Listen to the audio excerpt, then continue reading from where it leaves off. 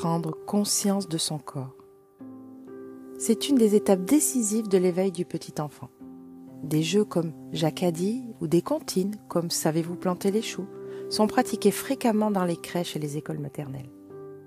Avoir conscience de son corps est indispensable dans la construction de soi.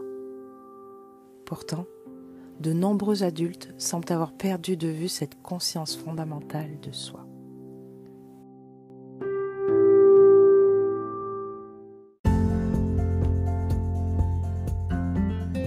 Bonjour à vous et bienvenue dans le podcast de Cœur à Plume. Je m'appelle Cécile, je suis art-thérapeute. Je suis donc facilitatrice d'instants de vie uniques par l'exploration de votre potentiel créatif. Ma mission est donc de vous guider dans votre monde intérieur, grâce à l'art plastique, la musique, l'écriture, le théâtre, la danse, sans qu'aucun talent ne soit nécessaire, sans jugement et en toute bienveillance, afin de vider ce qui vous encombre, de reprendre contact avec l'instant présent et votre créativité, de favoriser de nouvelles perceptions et de développer une réflexion plus large pour vivre plus en conscience, avec plus d'amour et d'harmonie. Et si cet épisode vous plaît et qu'il vous semble pouvoir être utile à d'autres personnes, n'hésitez pas à le partager. Je vous invite aussi à le commenter et à vous abonner.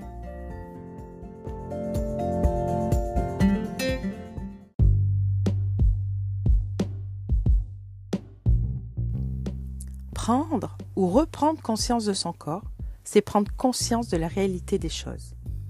Une enveloppe de chair dans un monde physique. C'est la première manière d'être au monde, d'exister simplement. Être un corps, et rien qu'un corps, c'est la finalité de la méditation qui mène au calme intérieur. Mais comment faire ? Observer, dans un premier temps. Se regarder dans une glace. Qui suis-je ? Un visage, un corps qu'il faut décrire plutôt que s'empresser de juger ou de critiquer. Notre corps est notre présence objective. Le connaître et l'accepter sont les premiers pas vers le calme intérieur. Notre corps parle bien davantage de nous que notre nom, qui est une convention sociale, ou que notre cursus, qui a pu être motivé par une mode, une tendance ou une histoire familiale qui n'est pas nous. Interrogez-vous sur vos sensations. Même si celles-ci sont bien présentes depuis toujours, elles peuvent assez rapidement se faire oublier si on ne leur prête pas attention. Interrogez-vous sur vos sensations car cela permet de se concentrer davantage sur la réalité que sur les démons qui nous habitent et autres parasites. Un esprit sain dans un corps sain. On ne dira jamais assez les liens étroits qu'entretiennent corps et esprit. De même qu'un corps sain a beaucoup de chances de rendre un esprit sain, un corps calme est plus à même d'abriter un esprit calme. Et le lien fonctionne dans les deux sens. D'abord, l'esprit agit sur le corps. Des expériences le prouvent, le psychisme peut vraiment agir sur le corps.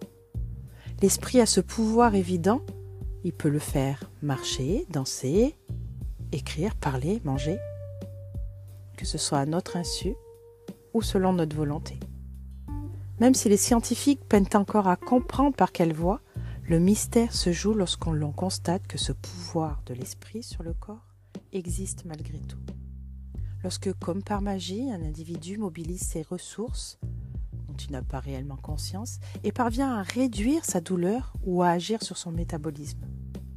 L'imagination, par exemple, peut produire des effets tout à fait spectaculaires. Par simple stimulation verbale, juste en écoutant le discours envoûtant d'un spécialiste, un malade amené vers un état d'hypnose peut être opéré de la thyroïde sans avoir recours à l'anesthésie générale. La technique dont les bénéfices thérapeutiques sont prouvés est couramment utilisée aujourd'hui à l'hôpital. Ensuite, le corps agit sur l'esprit. Déjà, l'un enveloppe l'autre. Et puis agir sur le physique est plus aisé que d'agir sur le mental.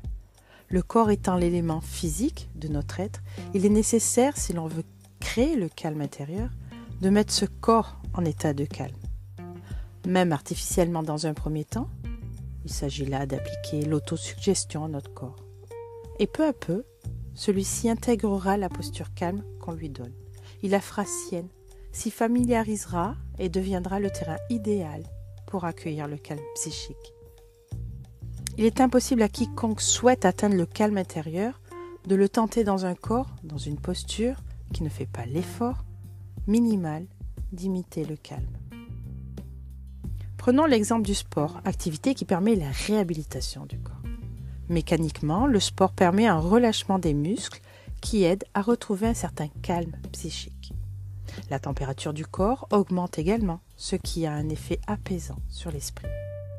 Le sport est ainsi, et c'est scientifiquement attesté, un des soins les plus efficaces contre la dépression. Or, qu'est-ce que la dépression, sinon la forme la plus violente de tourment causé par nos parasites intérieurs? L'absence totale de calme intérieur. Et il suffirait de 30 minutes de sport par jour pendant 3 à 5 jours. De manière très concrète, le sport fait sécréter des endorphines nécessaires au mécanisme de la bonne humeur. Le sport est la meilleure des activités permettant à sa suite l'imitation du calme et de ce fait, le calme authentique. De plus, pratiquer un sport, c'est être dans l'activité, le faire, accomplir quelque chose, jouer une partie qui plus est dans le cadre d'un sport collectif et qui sait peut-être la gagner, permet d'avoir une manière simple d'être au monde, concentrée sur un objectif de stratégie ou de performance pour l'amour du beau jeu. C'est une manière de remplir sa vie par la vie elle-même et non par le jugement sur celle-ci, autrement appelé parasite intérieur. Pratiquer un sport, c'est plonger dans la vie elle-même sans arrière-pensée ni angoisse. C'est d'ailleurs le principe de tout jeu. Les enfants l'ont bien compris.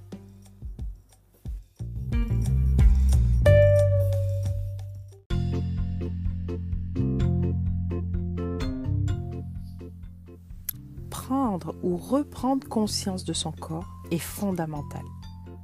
Cela permet d'exister de la manière la plus simple qu'il soit. C'est la première étape vers le calme intérieur.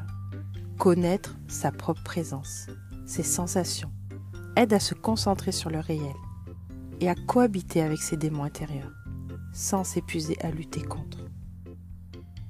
Le corps et l'esprit sont intimement liés. L'esprit exerce un grand pouvoir sur le corps et inversement. C'est pourquoi il est essentiel d'être en paix avec son propre corps, non seulement en le considérant, mais en cohabitant avec lui sans jugement. C'est le début de la paix avec soi-même que de les faire communiquer. Cette harmonie permet de débuter le cheminement vers le calme intérieur. Et l'activité a aussi son importance. Le sport redonne sa place au corps, permet physiquement et chimiquement d'apporter le calme à l'esprit. Mais il permet également, parce qu'il nécessite l'action permanente et l'accomplissement dans un but de performance, de se placer dans la vie. C'est une simple manière d'être au monde sans retenue ni jugement.